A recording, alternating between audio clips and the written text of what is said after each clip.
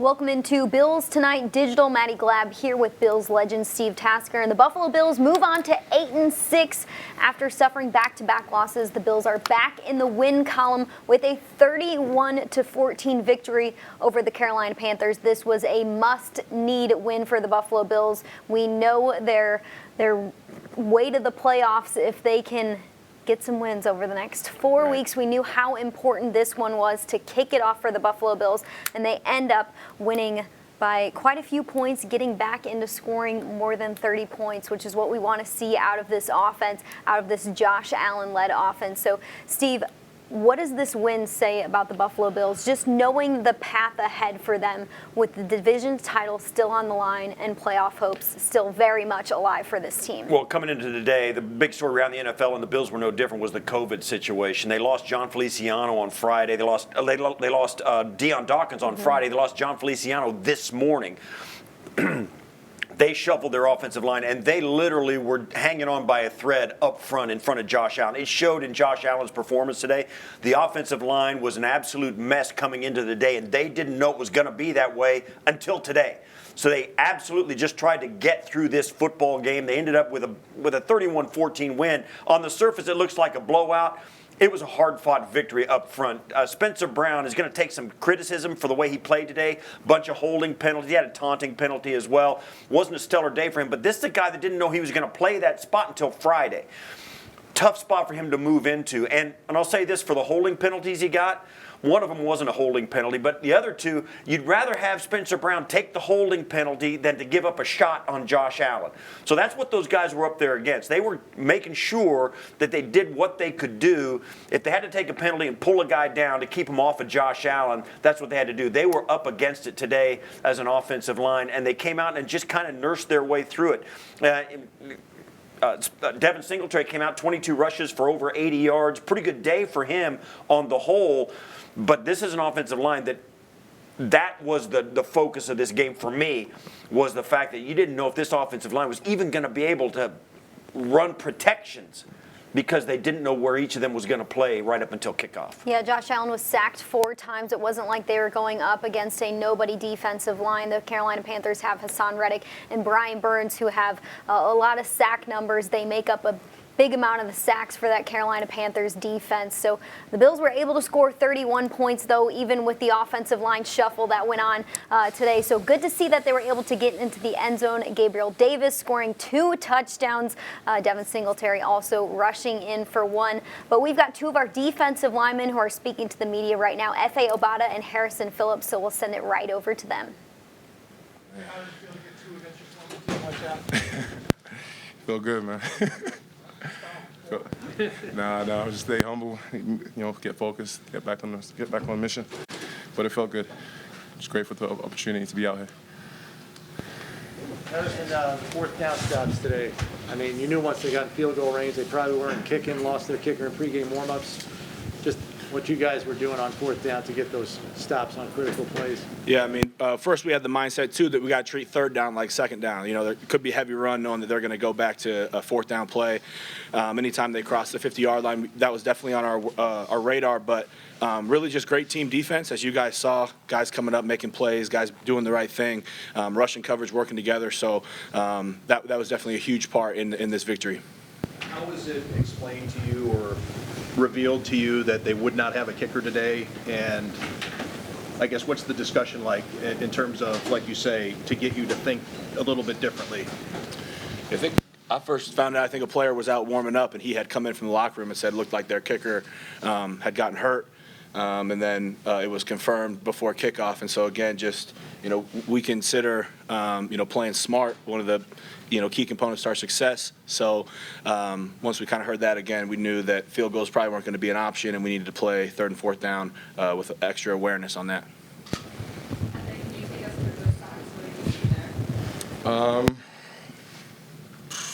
What do I see? Just trying to do my job, be my guy.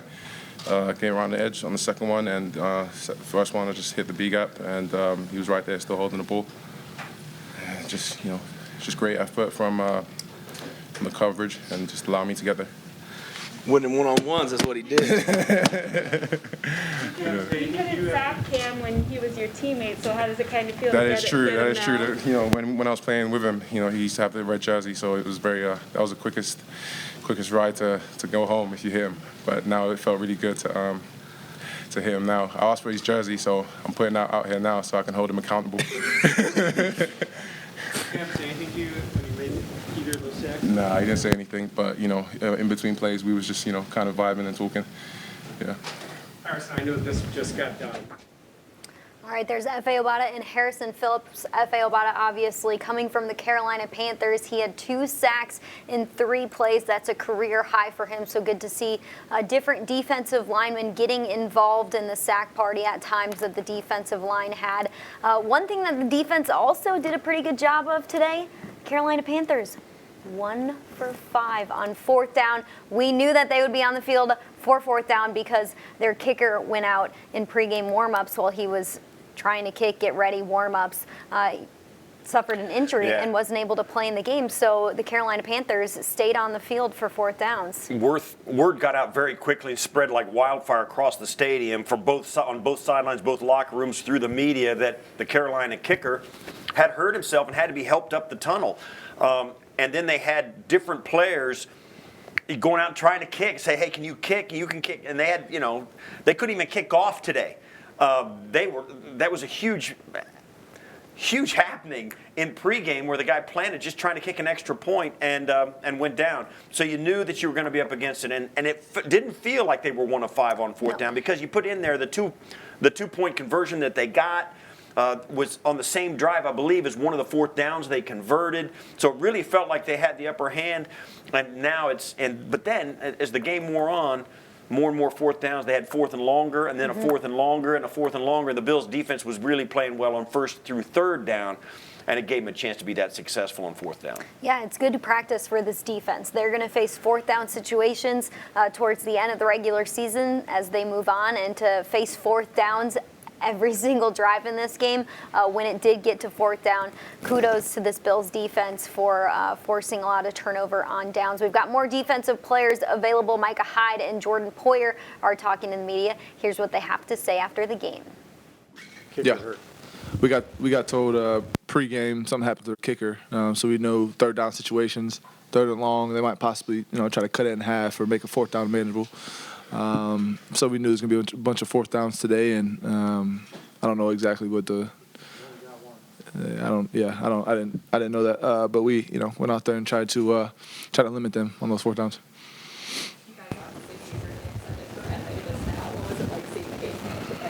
Yeah, I mean, FA comes to work every day. Extremely great teammate, good player, great player, and he just comes to work every day, does his job. So it's exciting to see him get. I think he had 2. Yeah, he had, I think, back-to-back plays, 2 sacks. Extremely happy for him. You guys last night, I mean, I know you got to play your own game, win your own game, but did you get a little bit of energy maybe off the fact that they lost last night, and now your destiny really, you win your games, you win the division now? Hey, we knew coming into this game we had to go out there and we had to win. Last night didn't really mean, I guess, in the standings. I mean, it's something, but we were so focused on this game that we just want to come out here and win today. What type of adjustments can be made, even if it's mentally, when you know that they're going to be going for it on 4th down? I think it's just a mindset, just understanding, where you're at on the field, understanding where the 4-down territory is. I see, obviously, kicker got hurt early in the game, so we knew that going in early on, that a lot of, 3rd downs is going to turn into 4th downs going for it. So I think it's just a mindset, and having that mindset and getting ready to play. Do you think that's an advantage going into it as a defense to know that they're going to be going for it in those situations, but also that's one more play that you need to come up with a stop? I think the way the league is trending, there's a lot of 4-down territories in the league now. A lot of teams that are starting to go for it on 4th down, even in the middle of the field. So I think just having that mindset, like I said, going into the game, understanding their God habits and then executing. Like, how important was it knowing that Josh wasn't completely 100% with his foot? How important was it to play complementary football today and seeing how the offense responded without Josh having to run the ball and you guys responded on defense? That's always important. Name of the game. Micah, you guys were able to force a turnover there at the end, but do you feel like you left a few of them out there because it seemed like you guys got some hands on the ball a few times? Yeah, there was a lot of tip balls today. A lot of tip balls. Didn't really bounce our way, but, I mean, defense line did an awesome job getting their hands up. Linebackers did an awesome job getting their hands up, and you got to find a way to get those. Mike, or Jordan, Harrison and FA just said, we remember what that loss to the Patriots feels like because obviously it was just a couple weeks ago. Is there any advantage to playing them again so soon that it was just a couple weeks ago? Well, we're excited to play. We're excited to play them. What was that like yesterday, seeing them lose? I was getting ready to play this game today. How's it feel to know you control your own destiny now? Got to win next week. Did either of you watch the game last night? No, I love you, man. We're not answering that question. You were pretty outspoken about the fact you thought the way you guys rallied in the second half came up short against Tampa Bay, but felt like you could take something from that. What did today's performance maybe mean on that front? Was there any carryover? New opponent, find a way to win the game. That's all we came in this one try to do. Are you guys aware that you're playing the Patriots next year? Yeah. Yes, we are. You always say that turnovers can come in bunches. The defensive line got pressures, got sacks. Do you feel like that can also come in bunches? Mm-hmm. And how much would that obviously help you guys in a different mindset when you're getting? Yeah, always said confidence is one hell of a drug in the NFL. So them boys up front get confidence, then get after the quarterback. We'll be excited on the back end. Patriots questions are already rolling in as the Bills are going to get ready to face the Patriots here next week, and the title is on the line in the next couple games for the Buffalo Bills because the Patriots lost yesterday against the Indianapolis Colts. It makes a path for the Bills to still win the AFC East if they can win out. Oh, absolutely. If they beat the Patriots and then beat the Jets in Week 18, the division's going to be theirs, no question about it. So we'll see this next game against the Patriots, much like the first game's massive. It'll be a question too of who's going to be healthy on the Bills' offensive line. Can they navigate the COVID waters in the ever-changing landscape? And that goes for the Patriots as well. We don't even know what these rosters are going to look like in a week's time. But that's what's going to come down to. Not only do you have to play a team that doesn't make very many mistakes and was at the top of the conference coming into this weekend, you got to fight your own battles in your own locker room, trying to get enough guys healthy and the best guys you can on the field. It's an unbelievably tight race in the AFC, and the Bills are in the thick of it. All right, Devin Singletary, he had a nice day for the Buffalo Bills, 22 carries for 86 rushing yards and 1 rushing touchdown. Let's send it over to Motor. Devin, you've been so good about it over the years. Whenever things are going bad, when they're going good. First time since 19, you got 20 carries in a game, 20 or more. How did that feel? Kind of get going, get through it. I felt good today. They called our number in the run game, and felt like we had a decent day. How important was it to get the run game going, knowing that Josh, wasn't really, 100% with that foot? You guys would have to pardon the punch, carry the load. Yeah, I feel like it's always important. But like I said, we did decent today. We was able to get the win and go 1-0. Devin, what did you see on your touchdown run? You could walk us through that play. Yeah, so it was like a pin and pull play or whatever. And, I got my pullers out in front of me. My O-line basically cleared it out for me, and I had a lane, and I know I just had to beat the safety, and I was able to do that. You had a season high today in yardage. Did you know that until after the game? Or? Yeah, I didn't know until now, really. So, yeah. What do you think of that news? How does that feel? It feels good. It feels good. I think we can build off of this. How much have you heard the outside noise of people criticizing the run game, and how important was it to prove the doubters wrong that you guys get to? It wasn't so much of proving the doubters wrong, because there's always going to be doubters. It was just us doing what we needed to do to go 1-0. So that's what I got to say to that. What were some of Buffalo Bills doing what they needed to do to go 1-0, says Devin Singletary, and he's totally right. One thing that the Bills also did a great job on today was in the red zone.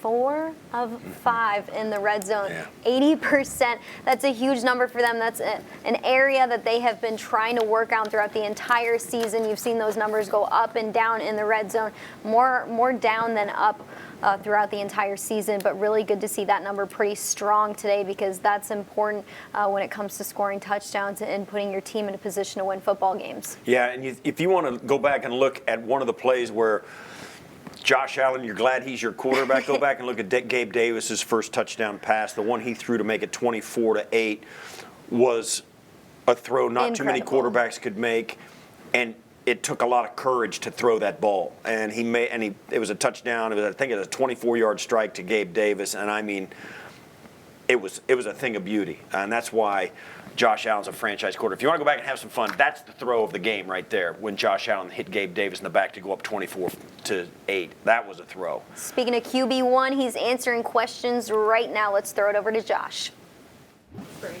Yeah, it felt good. Didn't affect me. But, went out there and our guys played a really hard-fought game. I do want to shout out our O-line for doing a bunch of different substitutions and switches in the last couple days. I know it hasn't been easy on some of those guys. Daryl, Cody, and Spence all kind of having to change positions. And, I was super happy that those guys stepped up and played really well today. Spencer said a few minutes ago that he didn't even notice it because there's been so many changes over the course of the season. Did you feel like as a group, the way they responded is based on the adversity they've gone through this year? For sure, and I think, you begin to become comfortable being in uncomfortable situations, and again, switching linemen, again, it's never easy, but the way that these guys have been preparing throughout the entire season, and, we've been kind of shuffling guys around, but guys stepped up, and I was proud of them for that today.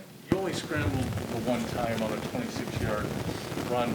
Were you mindful of not trying to put that foot in harm's way in some ways? No, those guys are fast. They move extremely well. They change the launch point for the quarterback. They're able to kind of get you off your spot. But they're a very high effort group, and they just limited those opportunities. How important then was it to see Devin Singletary and this sometimes maligned running attack prove that he can, pardon the pun, carry the load? Yeah, I mean, we've known he can, but it was good to see him go out there and run hard. He ran really well today. But again, that starts with the guys up front and doing their job, and Motor did a good job of finding the holes and getting extra yards for us. What is it about Gabriel Davis that when you go to him, he seems to make plays, and does that change the way you look at things, at this part of the season when you see 13 out? No, it doesn't change the way I really look at things. I got a lot of trust in him. He continues to make plays, like you said. He's a strong, physical dude that, again, he wants it. He wants the ball, and it's good to have those type of guys. You look at Steph and Cole, and they want the ball in their hands too. Unfortunately, there's only one of them, but guys that are just doing their job, and at the end of the day, all we want to do is win games. Josh, there's been kind of a clamoring for Gabriel to get a little bit more playing time. Today, obviously, that happens. Just how have you seen him handle maybe the frustration earlier in the season of not being on the field as much as he wanted to, and then what's it say about him when he does get the opportunity that he comes through this way? I mean, if he was frustrated, you couldn't tell. He just put his head down. He worked hard. He's a great teammate. Not once did he complain to anybody. He just showed up to work, worked hard, and when he's got, when he was asked to make plays throughout the season, he's been able to make them. And you see an increased role, obviously with E out, and he's going to have to continue to make plays for us going forward. The first touchdown, Josh, from our vantage point, it looked like the window was closing quick for you. What did you see on that first touchdown to Gabe? To Gabe? Yeah, originally I thought it was blitz 0, so I made a check. They dropped out of it and played kind of like a 77 or a double on Cole and Steph, and Gabe just kept working, and I just gave him a shot, and he made a good play. Josh, Gabe seems to be really comfortable making catches along the sideline. What do you see? What does he do? What ability does he have that makes him so good at that? Yeah, sometimes that's just an innate ability. Some guys have it, some guys don't. It's a lot of awareness, a lot of body control. He does a good job with that. And, going back to last year, he made a lot of those plays for us. So, got a lot of faith in him. Yeah, Josh has talked about how, this has to be it. We have to kind of put up, and this is the time to do it. And after you guys talked about the carryover, wanting to carry over some of what happened in the second half of Tampa, how important or how validating was this performance today in that way, knowing that you've helped right your ship for a bit? I mean, again, we're just trying to find ways to win games, and we did today. And again, we're going to need that going forward. And we all know who we have next week. It's no secret. But we'll get on to them tomorrow and enjoy this one. But from here on out, I talked about it earlier. Every game from here on out for us is a playoff game, and we got to treat it as such. So that's the way we're going to treat it and go forward with it. But yeah, I'm proud of our guys for how they played today. Was there any extra lift to right before half going down against that field goal? Yeah, absolutely. Whenever you can, especially when you're getting the ball in the second half, and it's a term called double dipping. When you get points right before the half, you get the ball right back. Would love to have gotten 6 there, and would love to have started off faster in the second half. But just giving ourselves an opportunity there, and obviously T-Bass has been so good for us this season. To get points there and increase the lead right before halftime. Statistics show halftime leads are extremely valuable in this league. So to go out there and do that was good for our team and gave us some confidence going forward. When did you learn that you would have John Feliciano and what adjustments had to be made? Yeah, I learned this morning. Obviously, just kind of like, okay, well, that's Cody going in, and I thought again, I haven't watched the tape, but I thought the guys played really well today. They got after it in the run game. Pass protection was really good. Early on, I got to find some quicker completions to help our guys out. But that's a good defense. We just played a really good front too, with how quick they are. So happy for how our guys played.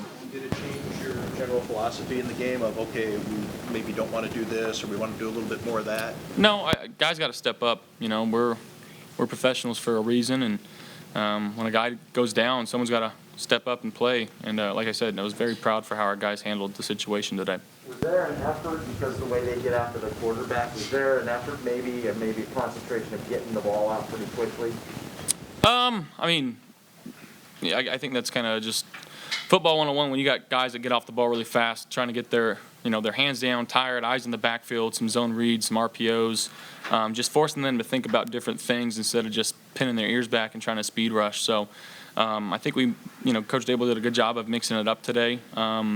And at the end of the day, we got to go out there and execute whatever play call is called. Like I said, I missed some easy ones early on that I wish I had back. But as we got going throughout the game, I think our offense got stronger. We started executing better. Did you watch the Patriots game last night? I watched a little bit of it, a little past my bedtime, but yeah. What were your feelings when seeing the result the way that it came out? I mean, it's a week-to-week league. It's the NFL. It gives us an opportunity, and we understand that. So our next one's our most important one.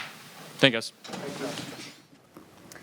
All right, the Buffalo Bills offense to start the game, 2 3-and-outs, and then finally on their third drive, they score a touchdown, and that's kind of how it was throughout the entire game. They scored on back-to-back drives just once, and we know what rhythm does for this team, especially scoring early. But they were able to put 31 points on the board at the end of the day. What does that say about this offense, just knowing what they didn't have in the offensive line to still score over 30? Well, I'm sure it took Brian Daboll a while to get a feel for what he could do and what he couldn't do, particularly given what the Carolina Panthers wanted to do against his offense. When they came out and got a couple of touchdowns there in the first half, one to Devin Singletary, the other one to Steph Diggs. The Diggs touchdown was a great throw by Allen, a great catch by a great receiver against a great DB. Right, so it was just great players playing against each other, but it took probably Brian Daboll a while to get a handle on what that offensive line was going to do. They were getting holding penalties. They had 8 for 62 on penalties on the day, and a lot of them were holding penalties and on offensive penalties. So I think I would put the fact that they could score 31 points on this Carolina defense, I got to give some credit to the coaching staff. They didn't know what they were going to be dealing with out there. Certainly the players rose up and played in the spots that they were given. But, man, you're coaching around some deficiencies up front and some unknowns in your own offense. So you really got to tip your hat to the fact the Bills hung in there, scored 31. They kind of stayed aggressive at the end. They scored that the last touchdown. Right. They scored that last touchdown within the last 2 minutes of the game just to power it in.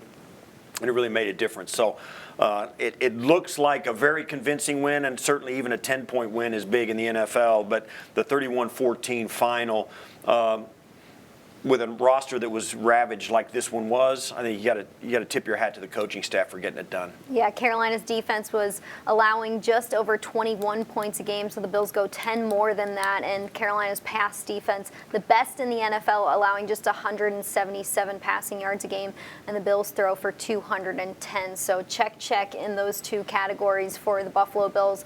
We heard from Gabe Davis too earlier, so let's throw to the 2-touchdown dude. Congrats on the win. This makes 4 touchdowns in the last 3 games for you.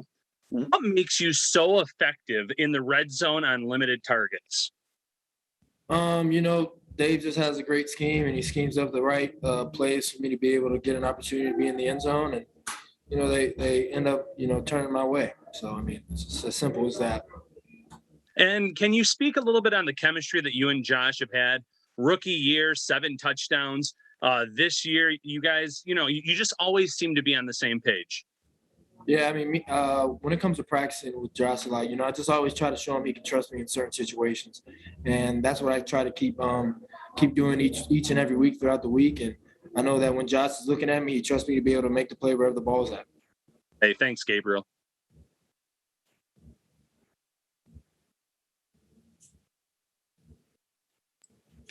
All right, Gabe, could you first describe the 20-yard touchdown in the back middle of the end zone? Josh motioned you in.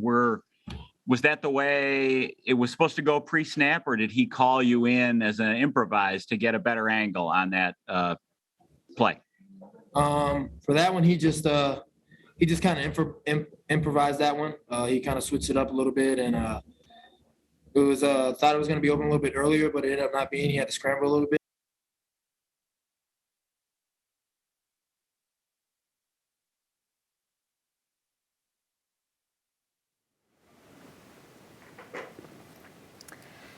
Gotta love that Toon Squad hat that he was rocking from Space Jam, and Gabe Davis has been a jam for this offense over the last 2 games. Emmanuel Sanders goes out, and Gabe Davis is an easy fit right into that offense. He has experience from last year already, and of course, he's in a long line of guys who are trying to get the ball from Josh Allen. So it's not easy for anyone to get the ball from Josh Allen just because of how many receivers they have in that room. But with his limited targets, like he was asked in that first question, he has definitely done something with it.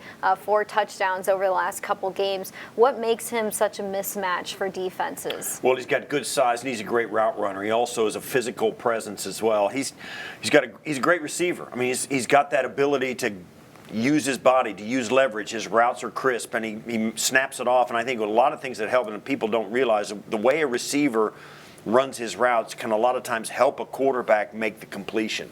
He shows the quarterback his eyes, gives him some body language, gives him some good separation from the DB, and with his body language can tell the quarterback where he wants the ball and where he thinks the quarterback can fit it in and give him the biggest area he can for a quarterback. And that's what makes a quarterback want to throw you the ball. When he sees what you see and you can convince him beforehand that you're thinking the same way he is, it gives him confidence to throw it in there. And certainly on that first touchdown pass that I mentioned, Gabe Davis, Josh had no business thinking he could fit that in there. And if the DB turns around or if Gabe does something different, it's an incompletion or maybe an interception. Josh lets it rip and pushes it into the end zone. Gabe Davis, the defensive back's trying to recover and can't turn around to look at it. With the velocity it had on it, he couldn't adjust to the flight of the ball anyway. Gabe Davis catches it in the end zone.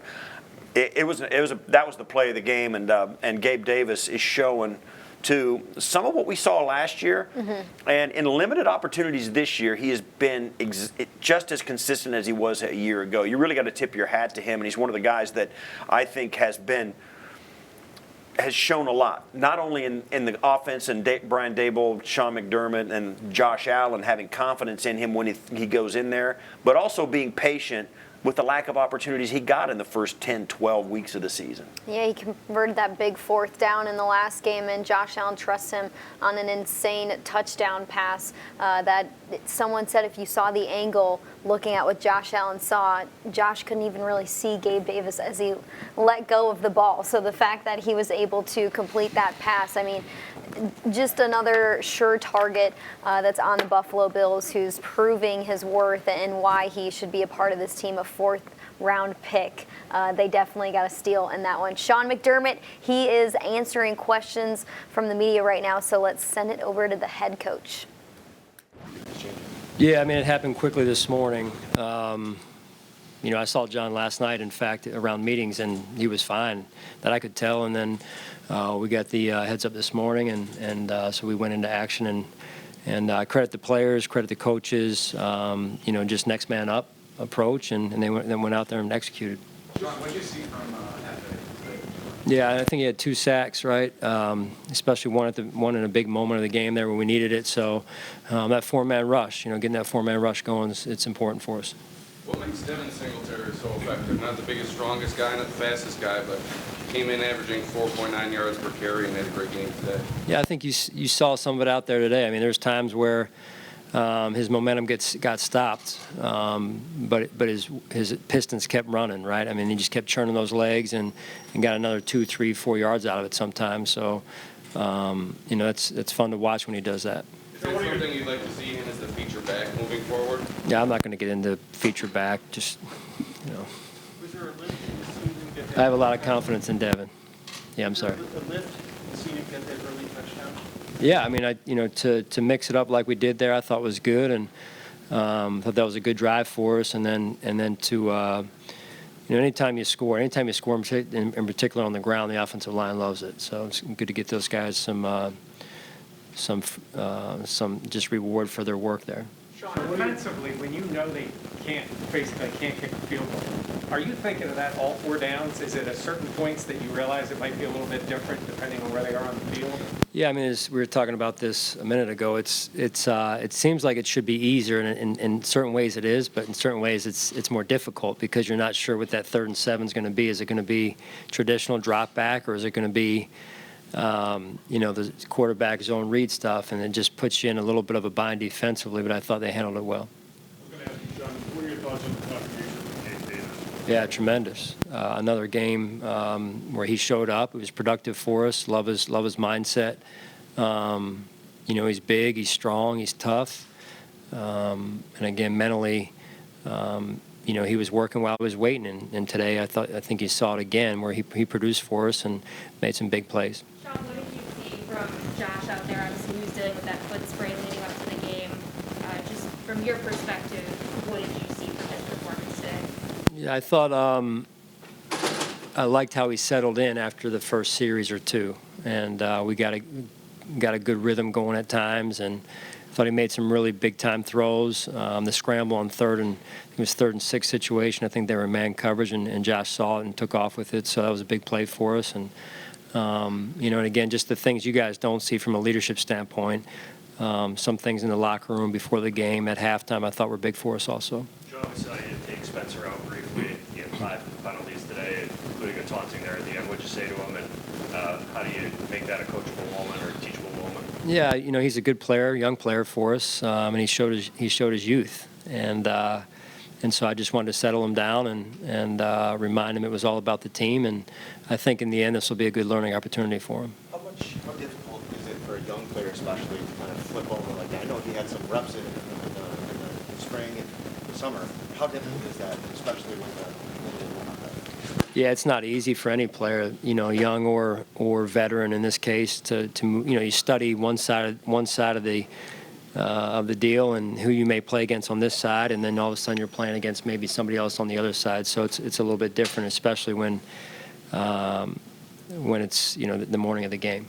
Sean, defensively, was the turnover at the end, but looked like there were a couple of different times where you had your hands on the ball, defense, DBs especially. Yeah, we got you kind of left a few out there. Yeah. I mean, that's something I've already been thinking about, and we got to come up with those. I think we had 2 or 3, maybe more than that, opportunities. We've got to come up with those, and I'm confident our guys will.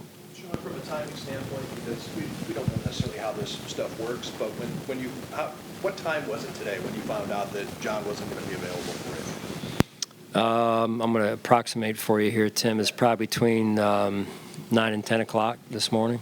I'm asking you because find out at 7, that's a little bit more time, but Yeah. that's a serious crunch there. How does that affect your routine of when you're filling out your lineup and deciding who's active and not, and what can you take us into what those meetings were like with you and Bobby or with Brian, or how do you deal with that? Well, in this case, it was Brandon, Nate, myself primarily, and then we just communicate what the options are to the coaches after that, and so you know, sometimes those options are pretty obvious, sometimes they're not obvious, and so we're just trying to help. We just tried to help work through some of those situations, and again, I applaud the players and the coaches. So what does it do after the Pats loses to your competitive mindset, your team knowing that your destiny's now in your hands? You run the table, you win the division. Say that again, Jerry. I'm sorry. What did it do for your mindset after the Pats win, knowing you control your own destiny? Yeah, you know, we've got to keep it about us, and you know, this will be a game. They came in here and beat us last week or 2 weeks ago, whatever it's been. So obviously we have some adjusting to do, and we've got to have a good week of preparation. In light of the adversity shown over the past couple of weeks, from that New England game to what happened down in Tampa Bay, what does today's win mean and maybe do for this team? Well, it's another win. You know, I think it really just, you know, these last 2 weeks have been hard. We got a lot of competitive guys in that locker room, and they want to win, and to come up short in the last 2 weeks, you know, against two good football teams, especially with a chance to win it in the fourth quarter, those are tough. So hopefully, you know, down the stretch, we will have learned from those situations and gotten better as a football team. What is the approach this week, the importance of next Sunday, in terms of mindset, mentality, you know, how aggressive you want your guys to be? Do you feel that you've been in this situation different times over the past few years? You need to pull them back. I mean, what do you expect for these next few days of preparation? I just think we got to stay on task, keep our focus on and where it needs to be, and you know, we've got a lot of things to correct from today's game. You guys saw that, and I think that's the start, right? That's you got to start somewhere, and that's where we got to start this week. Is it harder because you have the distraction of Christmas too on top of all this? You know, I think that's part of being a professional athlete or a professional coach. I mean, we're usually working around whether it's Thanksgiving like we were this year, or now Christmas, and that's what goes with the job. Did you watch any of the game last night? I did, yeah. What did you take away from it? It was a good game. You know, in those games, it started one way, but in the NFL, those games usually get close, and it got close. And obviously, I thought it was a well and hard-fought game, and so two good football teams going at it. In general, you're used to watching all 22. You don't have broadcasters when you're going through your film and all that stuff. How do you watch a game? I mean, can you enjoy it, or can you, when you're watching everything go left to right as opposed to the end zone camera and everything? How do you do it? I don't know. You just sit and watch and try and learn, and Do you get anything out of it watching off TV? yes, you try to, and that's not just playing that, you know, because we're playing them next. If you're just a fan of football and you're trying to learn and you're watching other people do things and things you try and pick up along the way, so that's it. Do you leave the sound on or off? Do you listen to what Both. Thanks, Ken. Sean McDermott's press conference is brought to you by Highmark Blue Cross Blue Shield of Western New York, the official health plan of the Buffalo Bills. All right, the Buffalo Bills have a date with the New England Patriots Sunday afternoon at their place. We know how the first game went. We'll see how match round number 2 against the Patriots goes. Very important for the Buffalo Bills if they want those AFC East Division title vibes to stay alive, because if they can win out, they run the table, and the division is definitely theirs.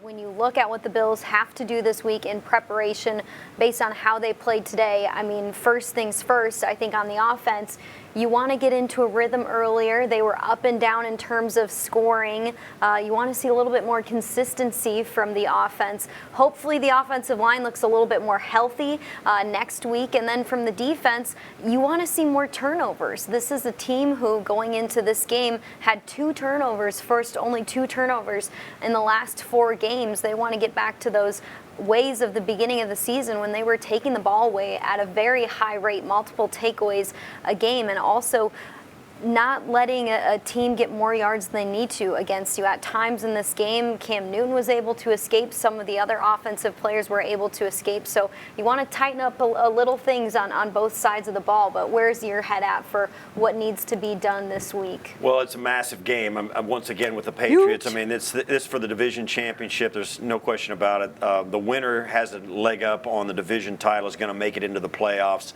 And the loser is going to have to really battle it out and hope to start to get some help from other teams around the conference. So you're right, Maddie. It comes down to what happens in your own team, and I'm sure the Patriots feel the same way as well. If they can keep all their players off the COVID list, just like the Buffalo Bills like to get some guys off the COVID list. That's number 1 on the list of things to do. You want to come into these games as healthy with all the guys on your roster, your best guys available to come out and play, and just go out and play. Patriots are going to need this game. The Bills are going to need it. It's a massive game, Sunday at 1 o'clock. It's right where you want to be at this point of the season with a chance to win it and get in it. And that's where both these teams find themselves, Patriots and Bills, next Sunday at 1 o'clock. Keep your ear to the ground because there's going to be a ton of attention paid to who's going to be available for both teams and who's not. Yeah, no pressure at all for either team. It's going to be a big one in terms of what the schedule looks like this week. They'll be practicing on Christmas Eve in Buffalo. They'll be traveling on Christmas, and then they play on Sunday, the day after Christmas. But we want to thank you for joining us here. If you want more highlights, more breakdown, more sound, make sure you tune into MSG at 11:30 for a full version of Bills Tonight. And don't forget about One Bills live tomorrow from 12 to 3 for Steve Tasker. I'm Maddy Glab. We will see you next week.